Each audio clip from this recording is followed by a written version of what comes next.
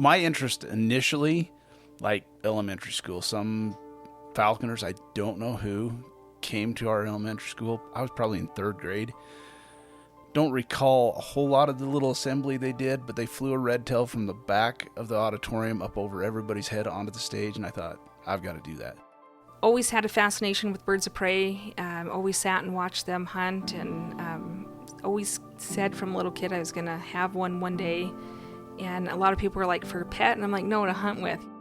Hey, what's up, everyone? Welcome back for another episode of the Falconry Told podcast, brought to you in part by the fine folks at Marshall Radio Telemetry, the makers of the most carefully engineered and reliable tracking systems available. For more information on Marshall Radio, head to marshallradio.com, and also in part by the Falconry Fund. The Falconry Fund is a nonprofit organization dedicated to support and protect the various arts and practices of falconry and the cultural and environmental assets that make it possible. For more information on the Falconry Fund, head to falconryfund.org. And this week I got a chance to go and hang out on some off days with Brad and Kelly Smoot. I had known them for, I don't know, probably about a few years or so at least on different Facebook groups, just mutual friends and stuff like that. So I've talked to them several times over the years, and also gotten some of their gear they used to make, and it was cool catching up with them and meeting them for the first time, doing some trapping, seeing some birds fly, and as you'll hear through the podcast, they've got quite a few animals and stuff in their house. Hearing some birds talking and some dogs barking and whining throughout the podcast. I'm sure a lot of you fellow falconers will kind of feel at home. It was definitely a cool time. So I will just go ahead and jump in to the conversation that I had with Brad and Kelly, and I hope you guys have fun and get something out of it. So anyway, here we go. All right, 3, 2, 1. Here we go with Brad and Kelly Smoot in Idaho, with Brad playing on his phone, trying his best not to fidget, and so it's been a good time so far. We've been out here just kind of hanging out the past few days, doing some random trapping and flying some birds and seeing what's up. So, what have you all been up to lately? Having a terrible falconry season. Yeah. It's been difficult. I'm trying to fly 2 brown birds and a hybrid who kind of knows what he's doing. And game's been a little bit rough this year, so it's been kind of tough. Yeah. Well, so as far as the 2 brown birds that you guys have been doing, you originally wanted to do those in a cast, right? Yeah, that lasted about 2 months. Yeah. And why did that last 2 months exactly?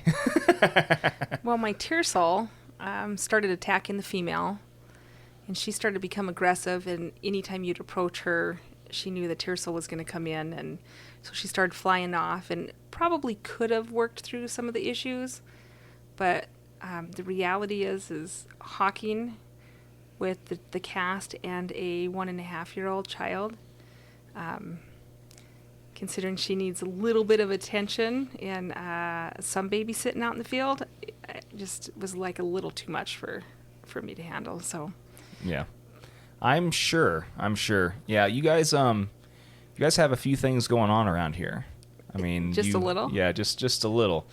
Guys decided to have a new kiddo. You guys have like 20 dogs running around, almost as many birds.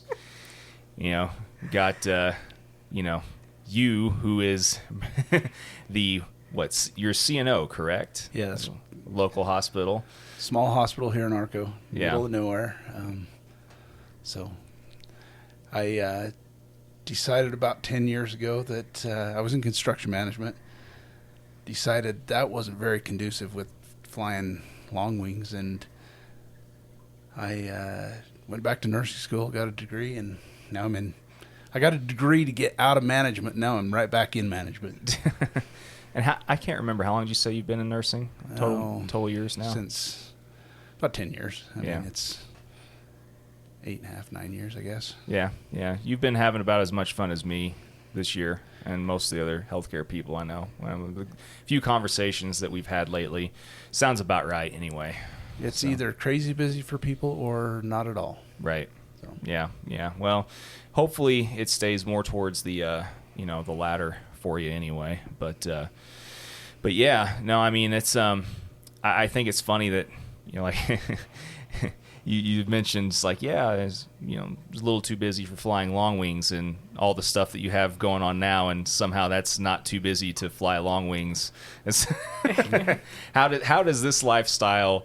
How is this lifestyle more conducive to you flying long wings than it was before whenever you were doing your previous stuff? Well, in construction management, I had to work and be in an area that was, a big enough area to support that type of job. I was lucky enough to eventually get to Idaho Falls area, and I did okay there, but it was still trying to get out in the evening after work 3 or 4 days a week was tough. So, it eventually led me to look into nursing. I had a couple of younger brothers that are nursing, and I'm going, you work 6 days on, 8 days off, and you work nights so you can do stuff during the day too, and you can make good money. Maybe that is for me. So that's what led me to it. And I didn't want to be in management. I was tired of it. But I guess management jobs find me, so I do love it here. I got great staff. It has been fun, but I wouldn't do this position at a bigger hospital by any means. It's tough. Yeah. So no, the bigger hospitals right now they're nuts, man. I mean, it's ridiculous. There's really no breather time right now in a lot of the bigger places, and even some of the mid-sized places. We were talking about that the other day. It's really overwhelming at the moment, and no matter what your viewpoints are on everything, the bottom line is regardless of what the circumstances are, it's life basically, and the circumstances are forcing hell on earth for healthcare workers, no matter where you're at, it seems. So. And it is, and it's going to change every day is the bad part. Yep. You get a memo, it goes out, by that afternoon that memo's thrown out, and there's something else in its place. I think that's the roughest thing for everybody that's working healthcare right now, is the CDC sending stuff out, and it's updated every day, and things change, and direction is tough. It was kind of interesting when they started to work from home. So admin at his hospital, to reduce exposure, was working from home. And it was like, great, we can have a great season. We just, pulled 2 birds, and he's home on conference calls, in between calls. And it was really easy hacking birds. And then all of a sudden, cases actually started showing up in Idaho, in our section of Idaho. Prior to that, we had nothing out here. We all live socially isolated anyway. So if we see 10 people a month, we're pretty lucky. Yeah. Like us personally, actually interacting with 10 people. But once the cases started coming, his phone started ringing more and getting called in. And so some days you get all packed up, ready to go fly, and then nope, we got to take a detour to the hospital for a couple hours. And so that's been a little hard too, Today's a perfect example. Loaded birds at 9, had the first bird in the air at noon. I mean, we don't have much of a drive to get out on the desert and look for grouse. And it was just had a call at 10, that led to another call at 11, led to, that call at 11:30, and then call my staff sending out emails, and, pretty soon it's noon before we're getting birds up. Right. Yeah. So. Yeah, it's difficult. I mean, it doesn't matter if your days, night. I mean, if can you imagine if we were just on straight days right now? It'd be impossible to do anything with this sport. Oh yeah, I know tons of guys that are, or nurses and stuff in general, working 2 or 3 extras. So those 3 12-hour shifts become 4 or 5 shifts a week, and doesn't leave much time to do anything. Right. Right. Well, and as much as I complain, his schedule really is great for falconry, because had he have an 8 to 5 even, with time change and it getting dark, I don't know how you would fly except on a weekend or days off. Yeah. So right. And that's what the situation I was in before is, to get away in the evening and fly a few days a week is tough. And, it gets dark at 5 o'clock, and it's just not time in the day. Yeah. Well, what do you do during the day while he's gone then, Kelly? Aside from doing nothing. Aside from manage, all this craziness around the property. It is amazing. Like you guys really do live out here in the middle of nowhere, and you can just kind of stay away from civilization. And I know you have plenty here to keep yourselves busy. But is there any other stuff in particular that you're pursuing right now? I know you guys, had the business for a bit that you recently sold, correct? Yeah, so I had Traditions Glove, and that was old Calem's business, and then bought that, and it worked great out here, because especially, when Brad worked, I could work at nights, and so I could work kind of when he was working. Then once we had the baby, things way slowed down, and it was a little difficult to actually turn gloves out. So I pursued a couple people to buy it just because I wanted the gloves to continue getting made, but production needed to get up. And so Phil Clark is a buddy of mine. He bought it and came up and trained. And when we were talking, how the business runs, and he's like, "You really are going to sell it because you can do pretty good." And I said, "Yeah, I do great when I can sit down and actually sew." And he came up for 3 weeks to train in August. And I think after the second day, he realized how impossible it was to sew gloves with a toddler. And a lot of people are like, "Just put her in daycare." Well, we live in a town. We don't actually live in a town, but the closest town has 800 people. Yeah. There are no daycares out here. Even Brad's staff at the hospital, if they have a child, they have to wait till a parent works opposite days. So a lot of his staff's parents or usually work at the hospital, what in a different position or what, and everybody swaps days of what day they're on so they can watch a kid for so-and-so, and it's like that throughout the town. So to try to find daycare gets difficult. The reality is we had her to enjoy raising her.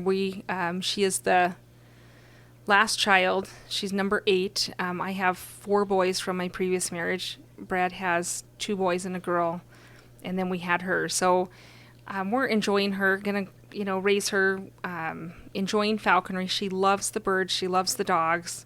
She has zero fear. Thankfully, we have birds that have great manners. When they're out on a kill, she can walk up. She keeps a safe distance. She's learned very well. And the birds don't mind her. The dogs listen when she tells them place or sit, or for the most part. If not, she gets pretty angry at them. But so just taking care of, we have horses, the pigeons, the ducks, the chickens, the dogs. We've got some goats. It's just a lot here, and then the acreage. But we also are in the middle of building a barn and fixing up the place. We bought this land very, very cheap, and it's a project within itself. So yeah. I don't know if anybody or you guys picked up obviously the sarcasm when I asked, what do you do here during the day? Because man, I know I wouldn't be able to keep up with it.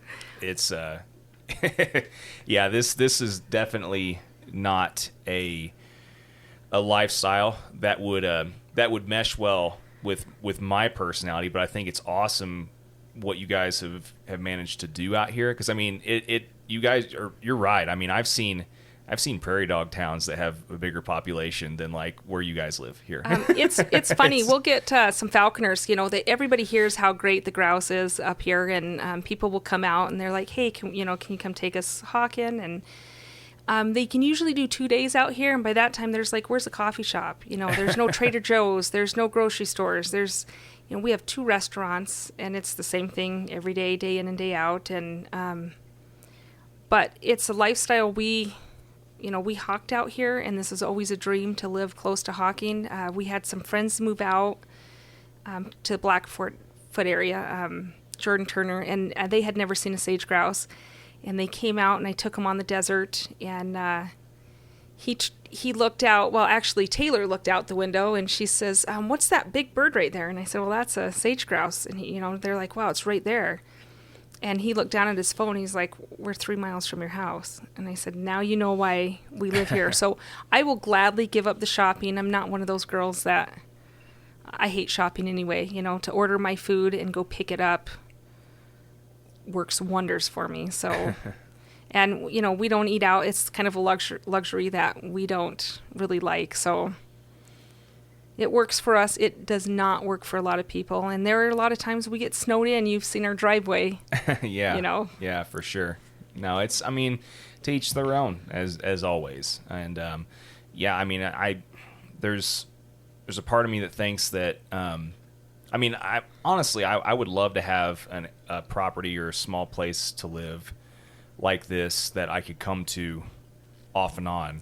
I know I wouldn't be able to live permanently on something like this, but I think it's cool visiting and getting to know people that like that, because everybody's kind of got their own little routines and vibes and stuff that they, and different ways of living. So, I like variety. If everybody had the same types of, people and friends and family and stuff in their life, and that'd be pretty boring.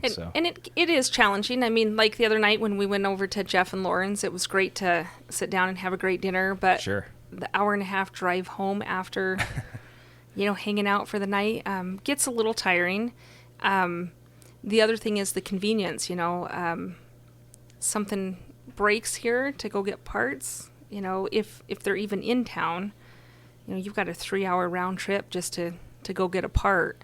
So there are its challenges. A lot of guys say they would like to live out here, but their wives... Not so much. No, not at all. It's tough to get physicians here. Yeah. All my nurses are local gals who've married a local boy, because there's not people begging to go to Arco, Idaho. No. I imagine not. And like I said, there's definitely a lot of things that are appealing to this area. Like, there's definitely things that I would really love about, I love mountains. I love this type of scenery and stuff. If it was possible for me to live out in this area, if my wife would be all right with that, I would be living out, not like here, but close to around here in a heartbeat. But yeah, so no, it's been really nice, seeing everything around, and thank you guys again for having me. Well, and it's like a work in progress. Jamaica and Greg Smith came out when we first bought the property, and they came out again. They try to come out every summer, but they came out again this last summer. Greg did. Jamaica has been out without him, but he came out and he was like, "Wow, like things have changed. There's like things that are built and things have been, when we first bought the property, we completely gutted the house. And when Greg and Jamaica came, there was not even a kitchen. We had just set one toilet in. And so we lived pretty primitive for a while, and people were like, how do you deal with that? And I said, well, you got to see the big dream. And, we're trying to do things without going in debt. So everything's paid with cash and a little bit as you go, which, has its own challenges. And there's days that I'm like, I think a loan on a house would have been much better and my sanity would have been there. But then I remind myself why we're doing it. And yeah, so it works. Well, certainly works for falconry. Especially being around here, you're in prime long wing country, and it's really awesome. But growing up, as life has evolved for the both of you, how has the initial interest in wanting to get into this, and your likes and dislikes changed over time? How did you all get into this? And I don't really care which one of you starts, but it looks like she's deferring to me. So yeah. My interest initially, like elementary school, some Falconers, I don't know who, came to our elementary school. I was probably in 3rd grade. Don't recall a whole lot of the little assembly they did, but they flew a red tail from the back of the auditorium up over everybody's head onto the stage, and I thought, I've got to do that. It was just kind of one of those passing things as a kid. And then I was living on a bird farm at a buddy's place in my early 20s, and Patrick Shane showed up. He was flying a cast of sharp-shinned hawks at the time. He knocked on the door, asked if he could hawk around there. I said, well, I don't own the place, but I'll get you access to it if you take me out. So went out with him for a while, and then I kind of got into it more and more and realized, I mean, like I said, my interest hasn't changed a ton because, yeah, I enjoyed the micros and I enjoyed the different things I saw, but I knew I always wanted to fly big, long wings in open country. I started going to sky trials in the late 90s, and, I thought, that was it. And so as soon as I had an opportunity to get out of Utah and move up here, I moved to the Idaho Falls area. There was great sharptail at the time. That's kind of gone away between the wind farms and the loss of all the CRP in that area. Sharptail numbers and the Huns along that bench have just been decimated. But there's still good Huns over in that valley. If you know where to hawk, you're not going to show up and do it in a year or two. It takes years to figure it out. Mm-hmm. And then, sage grouse weren't that far of a drive. But being a nurse and being able to work wherever in the country I want to work, sure, I thought, let's go out there. We don't know how long we're going to be able to hawk sage grouse, but I thought, let's go out there and see what we can do. And we've been out here 3 years. We moved out here right after both of us divorced, and it's been great. 20 years of flying long wings, I haven't had better opportunity. Like I said, this season's been tough. The last couple of years have been tough. Kelly's kind of got that love of falcons that like you. And so we've been doing imprints and IS birds and stuff. And I've always flown passage birds till now. Yeah. And it's different. It's different getting them started and going. Passage bird, get them to like me enough that I can get to them, fly them, Sure. Whereas now we're teaching them pitch, teaching them how to kill, teaching them, just like everything. Yeah. And you saw, I've flown mostly passage prairie falcons, and you saw over the last few days you'd seen one prior to coming here. I don't know how many you ended up seeing. Yeah, I've not gotten much of a chance to do hardly any trapping for bigger long wings. I'm based out of the Midwest, and we obviously don't get those where I'm at very, very often. You'll see them. There's parts of southern Indiana that you'll see them migrate through or come and hang out every so often. But aside from doing some just casual trapping with other friends, this was the first time that I've seen an area that's had this many prairies in one kind of general area. Yeah. So, and we were over across the desert, mostly trapping, and it's nothing. If you went out to find a few passage birds in the day, I've become a lot more picky than the first bird I trapped. First bird I trapped was about 20 years ago. I trapped about Thanksgiving time, I trapped a passage female, and I took months to get her going and get her off of creons and flying. Now, if I don't have them off creons and flying within, less than a month, I'm cutting the bird loose. Yeah. I'm not going to waste my time. If they dislike me, usually I can tell them. Usually I find out what they're like before I even trap them, and then, once I know what they're like and I trap them, if they're still kind of nasty to me, I'll just cut them loose. It's not worth my time. Yeah. Well, there's a lot of guys that are like that, and I think that's part of the, with experience and time comes wisdom aspects of it.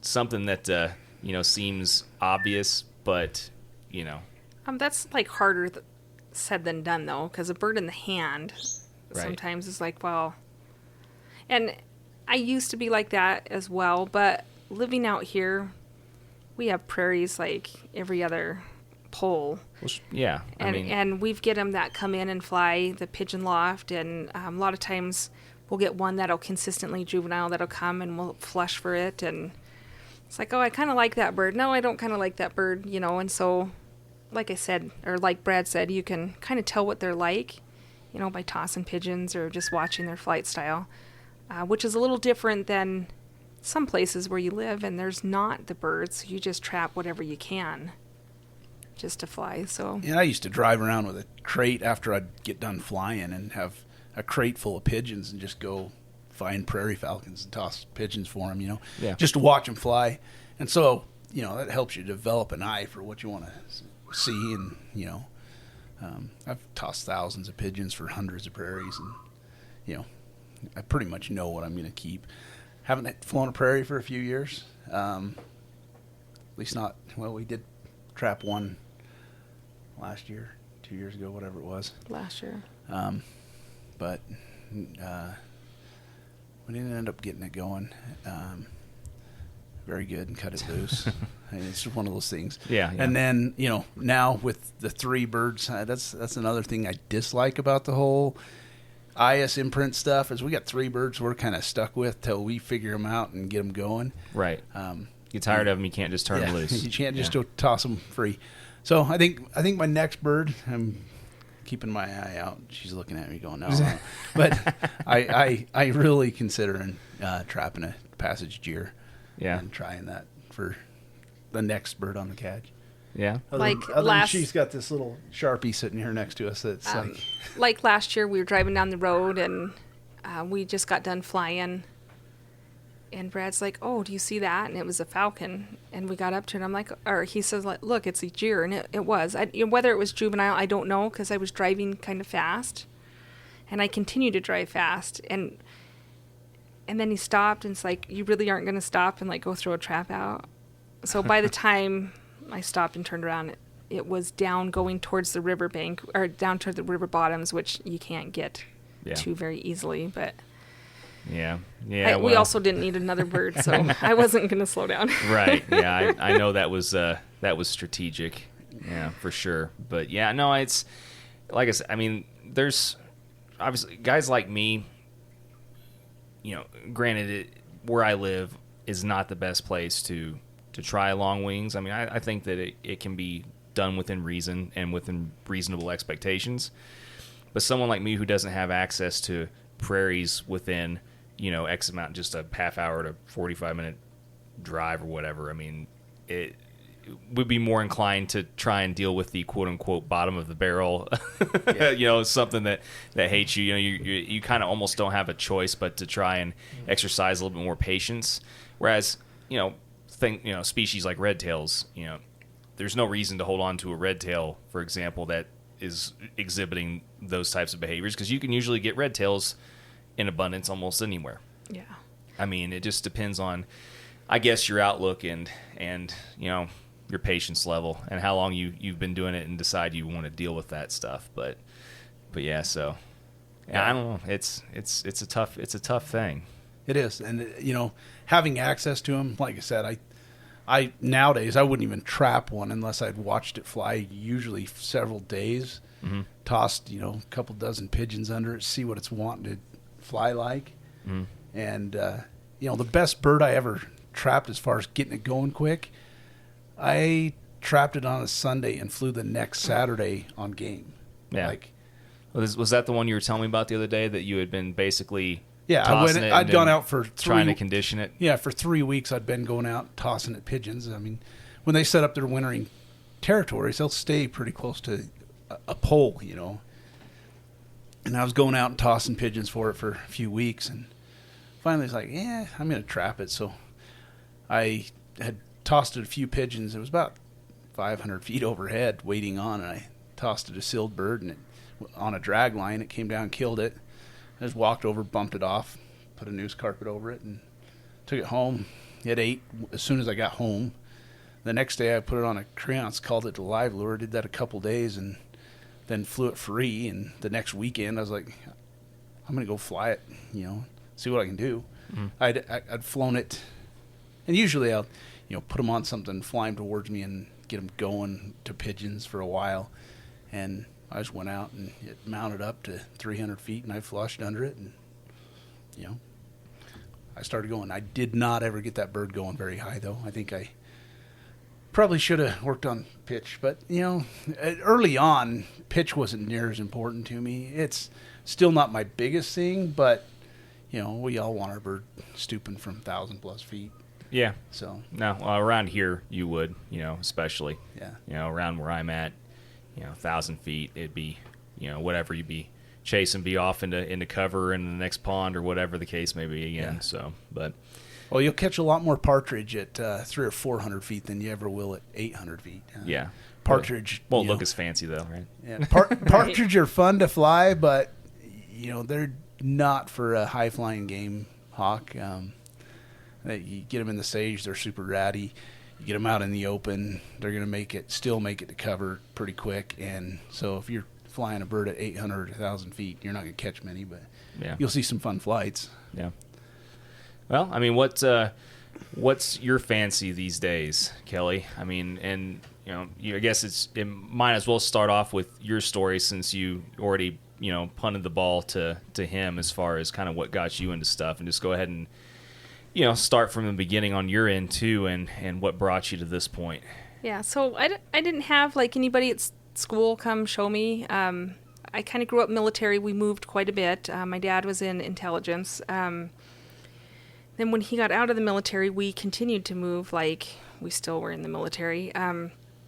But nature was always important in my family. My dad hunted and fished and probably raised me like I was, a little boy, and hunted and fished right alongside him, and always had a fascination with birds of prey. Always sat and watched them hunt, and always said from a little kid I was going to have one day. And a lot of people were like, for a pet? And I'm like, no, to hunt with. I didn't even know falconry existed. I didn't know that was a thing, but I always just thought it looked neat. So lived in Montana, lived all over the United States, but was living in Montana. And Montana's a little harder to get into, at least from what I was told, because you have to have a sponsor that has to be within so many miles, and their sponsors, a sponsor can only have so many apprentices at a time, and Montana's pretty spread out. And I got a puppy crying in the background. Sorry, guys. It's all good. And so just kind of something I didn't really pursue. I also had 4 little kids, so knowing with my kids was probably not something I was going to easily tackle. I'm not one of those that takes something on and just does a halfway job. I put 100% into it, probably, especially a hobby, probably 1,000%, and neglect other things in life. My dad was hunting elk back in 2001, and he was actually killed by grizzly bears. They were having some problems, and still grizzly bears are pretty controversial. Wow. And jeez, whatever your take is your take, but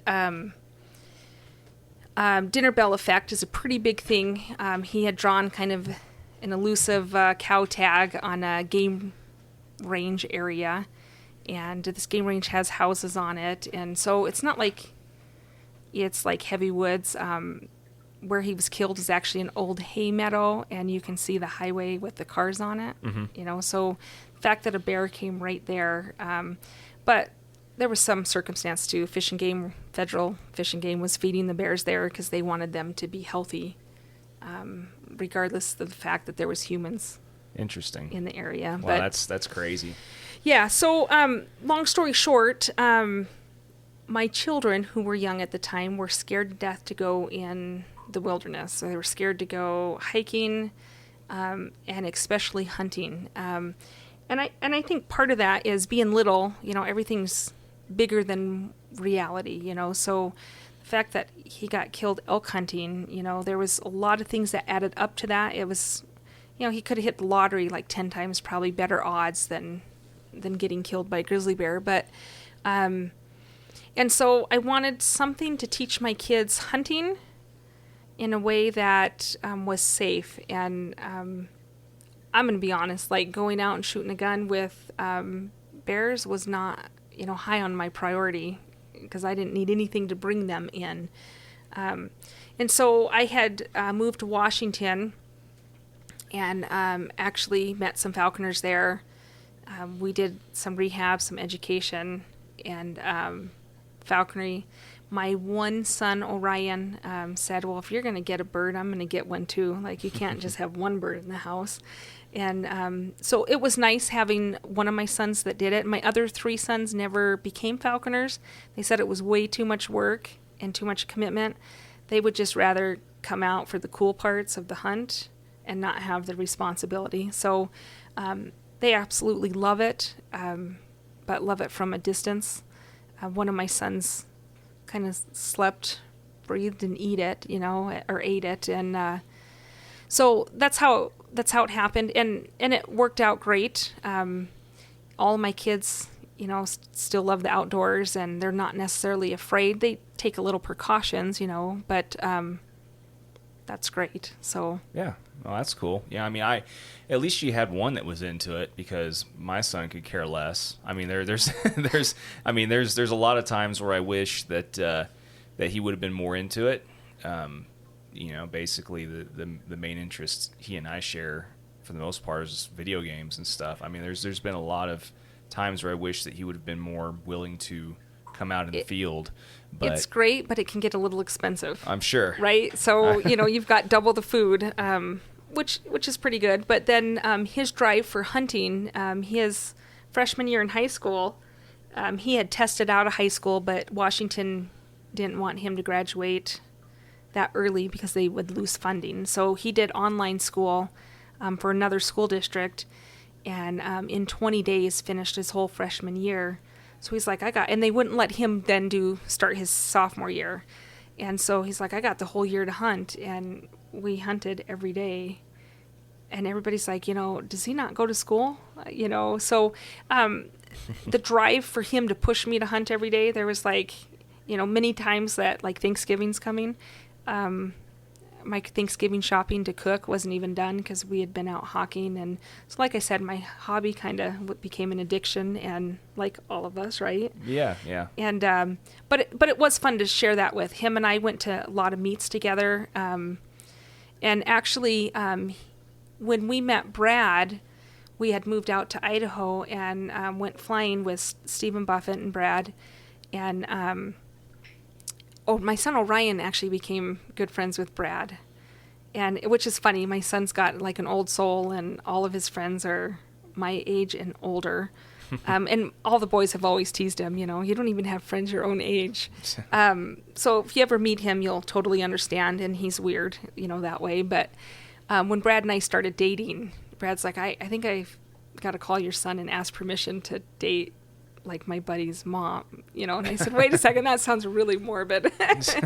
But, so, falconry has been great for that, for me at least. It was nice when my kids were younger. I could fly, we flew a cast of Harris Hawks, and the little kids could, and I mean 9, 10, could come out in the field, and they would go through junk piles as we found them and pick up neat rocks. And so it was something that I got to spend time with my boys, enjoying something I liked. So yeah, no, that's cool. No, that's awesome. Like I said, I wish that I would have had that built-in the built-in brush beater factor, well, and out here when I moved here, everybody flew long wings. They teased me about being a Harris Hawker.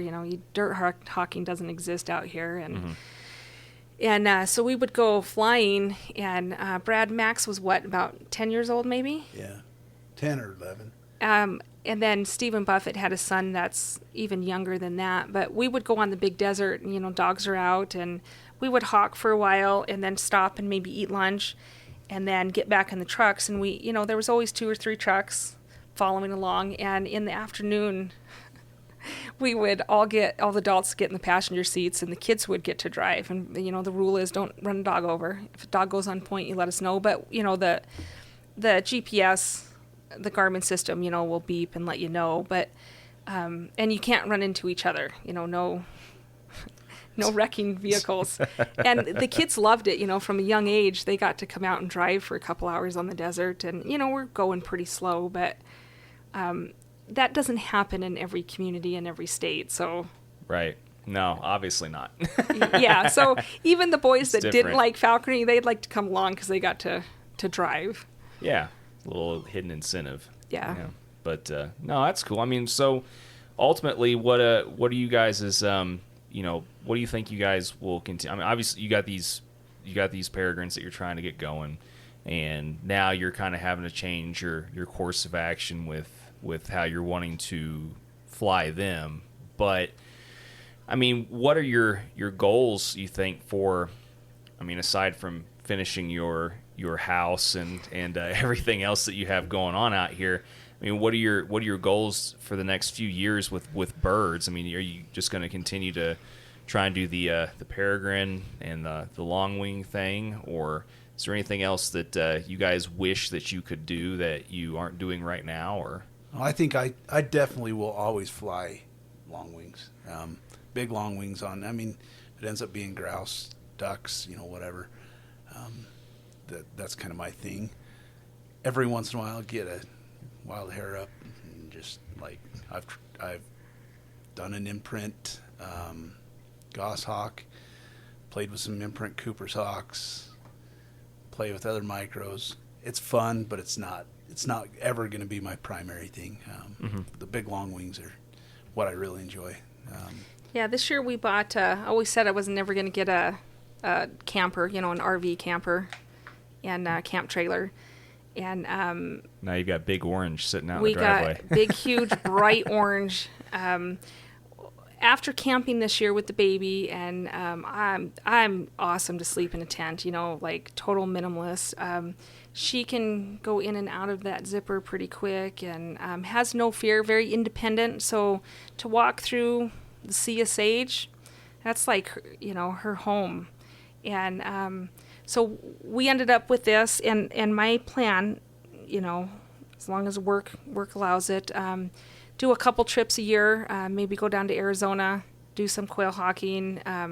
There's a couple different states I'd like to do, now and again. Montana, that's my hometown or home state, so always continue to go up there and do some pheasants and sharptail, and so hopefully, get the peregrines completely, lay that foundation out this year, continue to fly them. I would really like a made bird, and I say this all the time, made bird that I just fly for years. And I'm going to be honest with you, I make a bird, fly it for 2 or 3 years, and then it becomes not a challenge. Yeah. And I end feel up like you need to move on to something else, sending it to somebody and starting over, and then banging my head against the wall like, what am I doing? Because I forget how hard it is. But I don't know. We got this little Sharpie a couple days ago, and for a passage accipiter, she's actually coming along great. We'll do a pretty well mannered for that type of bird. Yeah, we'll do a baggie with her and see how that works, and see if we can get her going, just to add a little bit of an excitement of car hawking in between flying the big birds. And honestly, Merlins to me have my heart. There's something about a Merlin that, you take this wild bird that's full of spit and vinegar, and they become so puppy dog tame and just like play the game so well. My last Merlin, gosh, I flew her in one day. We did 3 different slips. She killed 3 different times, and she doesn't even make in. She would just wait for me, and as soon as I'd come around, the calving stall or the shed with the cows at the dairies, she'd start talking like, I'm right here, and try to drag her starling, and then she would go home and sit on her perch and eat her meal and share with the dogs, and just the funnest little tame bird. And every time I get a good one, I end up letting it go in the spring. And problem is, I just don't have the game out here, which is kind of heartbreaking. We, like I said, live in that big falcon country. Yeah. Well, and once again, it might be difficult for everyone, listening, think, well, starlings are everywhere. Well, you guys, once again, I can understand how it wouldn't be quite as cool to have a micro like that where starlings normally are everywhere, for example, or whatever you're wanting to hunt, but it's literally an hour and a half drive to wherever, just for a quick a quick Merlin slip, and then you're done. Well, it's also she had some of the best starling flights, and opportunity to fly on big dairies with thousands of starlings, right? And to get them lift up and fly good like that, it was something pretty fun to watch. I watched it a few times, and it's fun. I probably got spoiled. Trapped my first Merlin, and Joe Wilkin has been a great friend of ours, and I heard about Jeremy Bradshaw, never met him, never really talked to him. I knew he wrote a book, ordered the book from him, and asked him to overnight it so I could at least have some kind of knowledge of what I was doing, even though it wasn't my first bird, But I just wanted to see what the experts say and, different types of training. And come to find out, Joe and Jeremy are like best buds. And so as much as I read the book, I called them daily, and they walked me through what I was doing. And the bird was on the wing in a couple weeks and never looked back. I mean, the bird, my best one, flocks of sparrows would get up, and she ignored those because she wanted the big flocks of starlings. And, driving down to Utah, it's a 3-hour drive, but, if you've ever been to the Merlin meet, I have. If you ever been to the Magic Kingdom, which they don't fly at anymore, that was phenomenal, and just a great group of guys. And I remember Tyler Sladen and I both started Merlins and went to the Merlin meet, and Jeremy pulled us aside and said, "You guys get the best slips." And we were like, "Yeah, but we're completely newbies." So if that tells you what Joe and Jeremy are like, they set that meet up where the newbies get the prime best slips, where, you go to some of these other meets and it's all the old-time falconers that come and set the meet up, and they got the slips and they don't share. Wasn't like that. So the Merlin meet truly was kind of a golden opportunity. So I don't know that anything can compare to that. I don't know. Maybe when I kill my first grouse with a long wing. I have not done that yet. So maybe I'll change my mind. Yeah. Well, how about you, Brad? As far as what's your next pinnacle goal? Like I said, I think if I could say I have any goal that I really want to accomplish right now, it's probably trapping a passage deer and flying it on grouse. Gotcha. Yeah. Well, that's it's always nice to set lofty goals, and you always got something to work towards. And like I said, I'm hopeful. Like I said, I'm hopeful that the world sometime in the near future will allow for more of those little opportunities and ways to hopefully achieve those goals, rather than having to just juggle constantly the chaos of everything that's going on. Someday we'll be retired and not have to work, or win the lottery, one of the two. But yeah, well, I highly doubt the lottery. I've been playing Powerball now with a few nurses I used to work with. I don't know, for the last a few years, it seems. That's usually who wins it, though, is a group of nurses. Well, that's wave your magic wand in, man, because it's not worked for us so far. And we've been us either. Yeah, we've been saying, dancing every rain dance, and saying every prayer in the book to make it happen, and it ain't happened so far. So nope. But well, like I said, it's you guys have a really cool place out here, and I wish you guys the best in continuing to, checking off all your bucket list goals out here. Do you guys think you'll be here forever? Do you guys think you'll end up moving at some point? I don't know. We know grouse hawking is up in the air, especially here in Idaho. There's talk all the time about what the season looks like. I like it here, but this is not a place to live if you didn't have that. I don't think, it's right. We're super remote, and that's what there is. We have ducks until the second week of the season, and then it's froze up and done. And there are partridge and chucker here, but it's super tough. They're not in good hawkable places. But we do love it here. The community's great, job's great. So we'll just see. Time will tell. I'll tell you, the housing market has taken a boom here. It has in a lot of places that, yes. the neighboring like California, Oregon, Washington states. Yes, the mass exodus has been going on now for a little bit. So yeah, and as people move here, I'll tell you what, I've been looking at other places and sending Brad some little hints now and again, like, hey, we could just finish this, sell it, and take all our money and disappear. Pretty much That's be what done, we did when we came here. Yeah, we did. The goal was to disappear. Idaho Falls area, there have been so many Falconers moved there the last couple of years, and there it's not a great area, and like I said, it takes years to figure out what little there is there, and there's a lot of guys moving there, and we don't know. We've talked about it, and where do you go? She doesn't want to ever go back to Montana, which I love Montana. And, hunting's hard in Montana. Like, there's not a lot of public ground. There is some public ground, or the ones that they're there, but more and more people from out of state are moving in and buying ranches and blocking access off. And yeah, I've got family up there that leases land in order to hunt, and I love Idaho for that. It's cheap to recreate. There's a lot of campgrounds that are free. You don't get that in Montana. There's a lot to do out here that's, just open public. I love Utah for the beauty of it. I can't stand the people.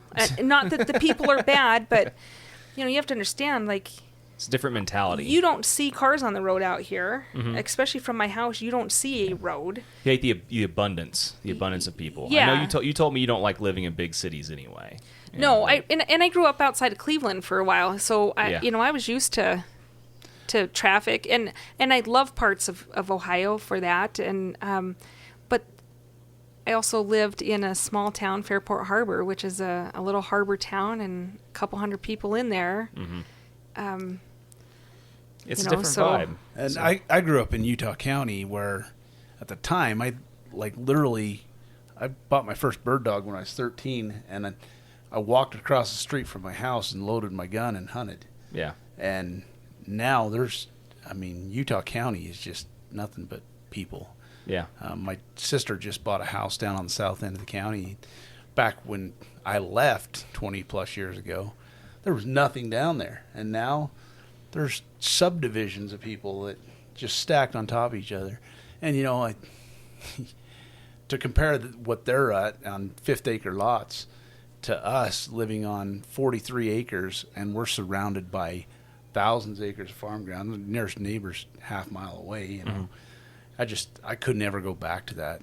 Yeah, so with that being said, and Arco will never be like a part of Idaho Falls. People are like, oh, Idaho Falls will grow out there, and what people don't understand is in the middle of us is all government land that's blocked off, so it will never get incorporated, or it'll never grow out that far. But with people coming here, because they are coming, and they're coming to escape people, but where do you go next? Yeah. Well, so we just keep, our population just keeps growing. Yes. It is what it is. But yeah, it's like I said, enjoy it while you can. I guess that's all we can really do, right? We can't control how many more people appear in the world. And there's people that want to move here all the time. I get calls from falconers. Hey, we're looking to move to Idaho, and what do you have in your town? And I'm like, what are you doing for work? Because we have the hospital, we have the school district, or you work for the government site, Idaho National Laboratory, or you're driving 2 hours. Right. Yeah. And the winter, that highway is treacherous. A lot of times it's shut down, but the spring and fall is kind of bad too, and that brings another problem with the elk. You're dodging elk on the road. Yeah, I hate driving across the desert, and there's thousands of elk out there. Yeah. So drive across after dark, it's a treacherous adventure. Yeah, I'm sure. Well, like I said, guys, it's been awesome. Thank you again for having me the last few days. It's been fun. I guess we can go ahead and wrap this up, and you guys can take care of the whining pup, and unless like I said, we can It's funny, like the kitchen here is like its own ecosystem in and of itself. You know, we've got pups, we've got talking birds, we've got fish splashing in fish tanks, and all kinds of stuff going on. Yeah, got two fish fighting over there. Yes, it is.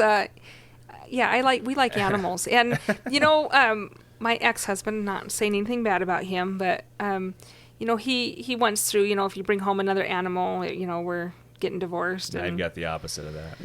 And with Brad, it's like I can't hint that I want anything, because if I hint it, it's here. Mm-hmm. Or it's on order, he'll find a breeder, and so hence we've got this pup, and the pup is one of 7 dogs. So one dog is the Great Pyrenees. He's the livestock guard dog. He doesn't count. He's a worker. The rest of them are workers. Yeah, I was going to they are workers in a different sense. Those ones actually are like, I don't know, if you ever have a Pyrenees, they are. Some people say they're the best loving dogs. Like, mine loves us, but it's like, I got work to do. There's coyotes, Yeah, So, yeah. Well, I mean, that sounds like the natural defense of a dog lover, talking. It's just yeah. When's the word? What's one more? Well, technically they're all workers, and whatever. Blah blah blah. It's just there's all kinds of built-in excuses for animal and dog lovers, but we actually told each other no the other night, no more. See how for long a that while. lasts. No, it's a no for a while. Yeah. This pup has reminded us. Yeah. Kind of like having a child in your 40s. Right. That will remind you why you didn't do it to 10 years begin ago. with. Well, fair enough. Well, like I said, we're actually good stopping point. Almost at an hour already. I told you guys to go fast, so yeah. Yeah, it did. No, it was like I said, it's been fun. Thank you again very much for the hospitality and the hosting. Well, you'll have to keep coming out and seeing the progress, but also hopefully the birds are progressing. And yeah. Well, in the meantime, you guys, we all have phones, pictures. I'm sure we'll figure things out and stay in touch. So, but thank you again for doing this too. And so we'll finish up our duties for the evening and alrighty. Go our separate ways tomorrow. But thanks again, and we'll talk soon. Good all right. Here. All right, later, guys.